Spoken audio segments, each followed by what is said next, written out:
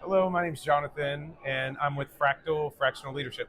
Tell me how you got into the electric mobility slash future mobility industry and why you've stayed despite all of the system friction we've seen over the past turbulent 2 to 5 years. So I got into the space by way of Mercedes-Benz USA. Okay. I was actually doing marketing at the time and a few projects around smart car, e-mobility, hybrid marketing came up. And previously I had worked in consumer electronics, so I was like, they have batteries, that must be the future, let's go. Just to give a little bit more context, one person that worked on the campaigns with me was over all of our luxury vehicles, so Maybach, S-Class. One was over AMG, so all the sports cars. So that was part of why they're like, I don't want to do smart car, I want to do this other work. So I didn't know any better, I did it, fell in love with the fact that everything we were doing from a marketing perspective was like taking F1 technology and putting it in a hybrid. So I was learning about that, this was 2015 timeframe, so I was learning about the future, what would be EQ vehicles that have been hitting the road now. So I was seeing that, and then that led to a Skunkworks project that I ended up jumping on. There was a team of 3 of us, and it was a project codenamed California. And that's how much they thought electric vehicles are only going to happen in California. After about a year, there were 3 of us. We were like, we can't do this alone. We ended up building a larger team. Why I'm still in the space is I'm a sucker for punishment. No, I'm joking. No, really, it's just I'm curious by nature. I love technology. It feels like we take a lot of arrows in the space, but you're at the bleeding edge. So it's like the cost of doing business to a certain extent.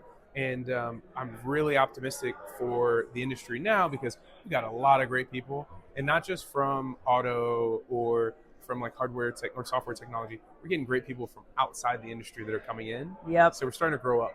On the other side, money's flowing in a way that it hasn't before. Like we've had incentive dollars, we've had like at the federal or local level, we've had all types of incentives, but now traditional banks are financing projects. And there's private money.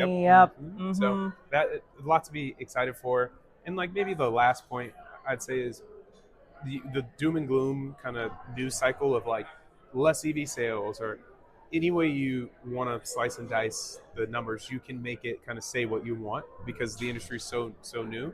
But one thing that's undeniable is like ride-hail fleets are converting to electric. Yep. Autonomous vehicle fleets are electric, and they're going gangbusters. And exactly. It's just, the scale is ridiculous already. Yeah. So there's enough embedded scale that this is not going anywhere. Exactly. We're at the tip of the iceberg. We're almost there. We're not even at a point where 1 in 10 vehicles are electric. No, because we have over 290 million vehicles in terms of our fleet in the US. Yeah.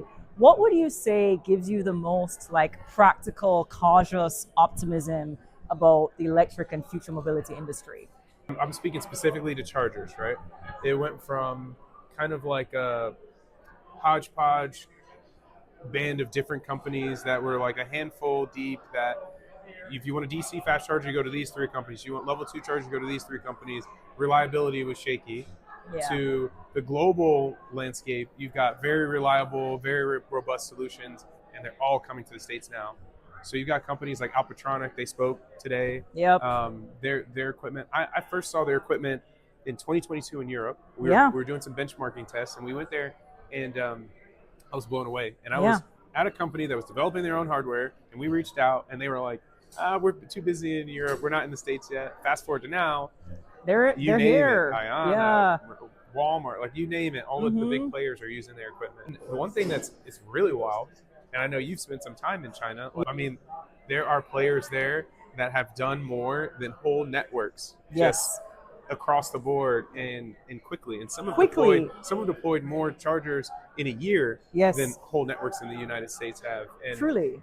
I don't feel like we've tapped into that ecosystem enough here in the States. No, we truly have not. We truly have not. Well, thank you so much. Of course. Yeah, good to see you. Great seeing you. Great chat.